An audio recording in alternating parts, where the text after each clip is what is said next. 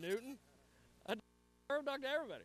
And she only got it set up. So be glad of that. She gets the credit. All right. We're going? All right. We're back here on Jiggy Jag TV, here on Community Access Television. The lowest rated show on Community Access Television, but #1 in hell. I am, of course, the cunning linguist, the master debater, Jigman Freud. The doctor's truly in. And we got Ross behind the camera. Jared's off holding down security. We don't even need this in Cotillion security. I got my own security. And we got Split Lip Rayfeild here, gentlemen. Go ahead and introduce yourself so the old ladies know where to write the complaint letters. Is this live? Is this live television? Hi, everybody back in Toadsuck, Arkansas. So good to see you. I hope you're watching Grandma. Grandma's dead. Grandma's dead. Oh, I'm Wayne. I'm Jeff. I am Eric. Look at that. We should have old bastard bound the line again.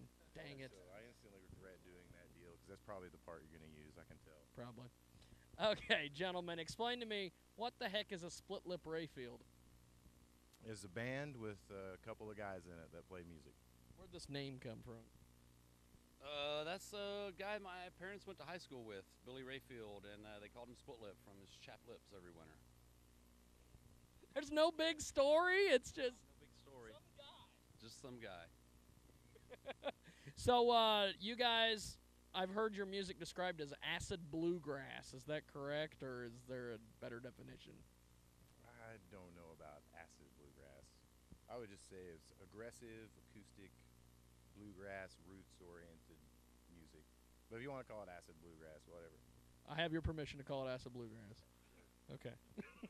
Now, gentlemen, explain to me this gas tank bass thing. What is going on with this deal? It's the car gas tank with a piece of weed whacker line strapped onto it, and just go to town on it.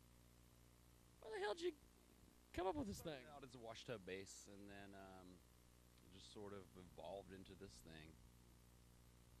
That's it? That's it. There's no big story here? No, I was going to build a wash tub bass. You- I had a gas tank and just went with it. So that's it. So, what are your musical influences? Oh man, all sorts of stuff. I used to listen to tons of punk rock when I was a kid, and then got into the old time bluegrass stuff later, and I mostly listen to like talk radio now. Hannity or Limbaugh? No, not those guys. Okay. What's your musical influence? I listened to a lot of like 70s British hard rock growing up. Deep Purple and that kind of stuff is my favorite thing. And then I got into like West Coast thrash in high school, like that a lot. And always like kept a foot dipped in like jazz and some other stuff. So I don't know. I like everything. But I was raised on AM country, and I would have shot myself in the face if I would have thought I'd become a banjo player eventually. But then it all came back around, and I actually like the banjo now. I've accepted my fate, and yeah. I like everything, though. Musical influence, I don't know. I like the lute. I like the Renaissance lute. It's my favorite thing right now. Reaching way back with the Renaissance. Way back. Now, let me guess, you're a huge Deep Purple fan. No. What's your musical influence? The Cosby Show and Gilligan's Island, and I don't know, just everything. Just whatever. I just like good music, whatever it may be, whether it's metal or country. Oh, no, not metal.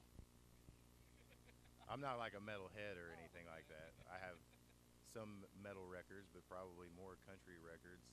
I guess your musical influence is what your record collection looks like mostly. So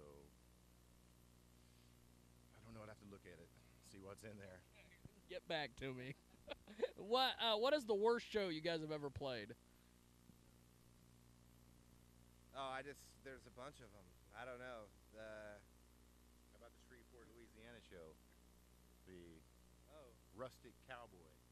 Yeah, that was pretty- interesting. I got to sing an awesome karaoke song that night, though. So, whenever you open up for karaoke, that's not a good show. And that was Especially if I'm doing the karaoke. there was a drunken night in New York City that I remember that was a bad show for me. You caught between the moon and New York City. Is that what was going on? I was caught between a bottle of gin and New York City. But So, here comes the odd questions. I have to ask them every show. So, I apologize ahead of time. If you guys could play with any two bands, living, dead, broke up, whatever, if a billionaire were to come back and say in a DeLorean from like 1985 or whatever, Back to the Future reference, and have you guys play, where's the concert at, and who are the other two bands? I guess it would probably have to be at Red Rocks. Got a band? Let's see. How about the Beatles? They were a big popular band. The Beatles at Red Rocks. Us, the Beatles, and then Frank Zappa. Sounds good. That's it.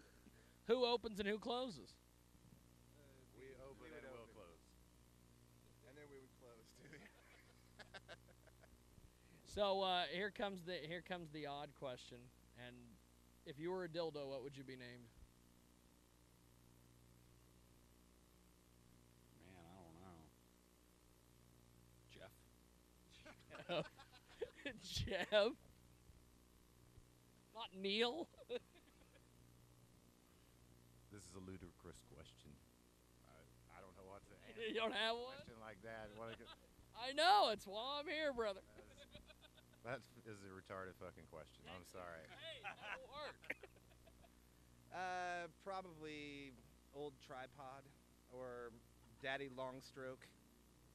One of those two. Yeah. So, last question. Where are you guys going to be in 5 years? Hopefully doing more of this stuff. 5 years from right now, I have dinner reservations at restaurants, and that's where I plan on being 5 years